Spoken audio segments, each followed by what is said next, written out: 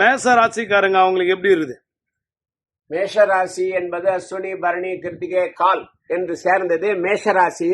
அந்த மேஷத்துக்கு அறிகுறியா இருக்கக்கூடிய செவ்வாய் இன்று எங்க இருக்கிறாரு அப்படின்னு சொன்னா அவரும் கும்பத்துல இருக்கிறாரு. கும்பத்துல செவ்வாயோட இல்ல, செவ்வாய் இன்னைக்கு மட்டும் சூரியனும் இருக்காரு, நாளைக்கு மாறிட்டு போறாரு. அதோட எல்லாமே புதன், ராகு, இவ்வளவு பேரும் 4 கிரகம் இருக்காங்க. குரு பார்த்துட்டு இருக்காரு, 9ஆம் பார்வையா பாக்குறாரு. ஆகவே எல்லாமே பக்கத்துல இருக்கும். நீங்க அதுல சாதனை செய்வீர்கள். உங்களுடைய நிலையில மேஷராசிக்காரு பெருதனம் இருக்கும், மனம் பதட்டம் இருக்கும், படபடப்பு இருக்கும். எப்பவுமே அது மேஷராசிக்கு சாதிக்கணும்ன்ற எண்ணத்தினால வர்றது. அதை நீங்க நீக்கணும்னா தானம் பண்ணுங்க. அன்னதானம், தண்ணி பந்தல் அல்லது ஏதோ ஒரு உதவி யாருக்கும் அதை நீங்க பண்ணும்போது அந்த சாந்தி கிடைக்கும். தனுசு ராசின்னா மூலம், பூராடம், உத்திராடம். இன்னைக்கு பூராட நட்சத்திரம், இன்னைக்கு பூராடம் போயிட்டு உத்திராடம் வரப்போது. தனுசு ராசி, தனுசுல சந்திரன் இன்னைக்கு இந்த நேரத்துல. ஆக தனுசுக்கு உரிய குரு 7ஆம் பார்வையா மிதுனத்துல இருக்காரு. அங்கிருந்து தான் ராசியை பாக்குறாரு.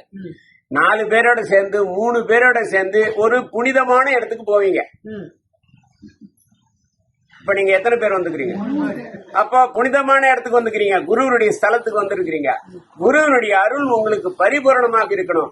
நாம் வாழ பிறருக்கு உதவி செய்யணும். கோயிலுக்குன்னு வழிபாடு பண்ணோம்னா போயிட்டு சாமியை பார்த்து தேங்காய் வச்சு பழம் வச்சு எல்லாம் எடுத்து பையில போட்டுன்னு வர்றது இல்ல. அங்க 4 பேர் கொடுக்கணும். ஒரு பசுக்கு 2 பழம் கொடுக்கணும். இல்ல ஒன்னும் இல்லன்னு வச்சுங்க. அதாவது திருமூலர் சொல்றாரு, யாவர்க்குமாம் இறைவர்க்கு ஒரு பச்சிலை. அது என்ன பச்சிலை? ஆண்டவன் ஒருத்தன் நம்ம படைச்சவன் இருக்கிறான், நம்ம ஆக்கணவன் இருக்கிறான், வழிகாட்டவன் இருக்கிறான். அவனை நாம் வணங்கணும், நன்றி கூற வேண்டும். அப்படி நன்றி கூறணும். ஏன் அப்படின்னா நீ நல்லா இருப்ப. அதுல கூட காரணம் வச்சிருக்கான், நீ நல்லா இருறா அப்படின்றதுக்கு தான் நன்றி சொல்றான் இறைவன். நம்ம தகப்பன் அந்த சித்தர் பெருமக்கள் சொல்றதே இதான்.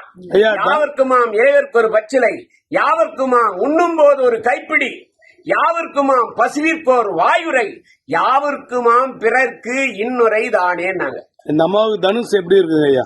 தனுசு ராசிக்குரிய குரு நேரா பாக்குறாரு. அவருக்கு சொல்லிட்டனே, 3 பேரோட நீங்க செயல்பட்டு இருப்பீங்க. நீங்க புனித ஆத்மாக்கள் நிறைந்த இடத்துக்கு வருவீங்க, கோயிலுக்கு வருவீங்க, குருவனுடைய வார்த்தையை கேட்பீர்கள்.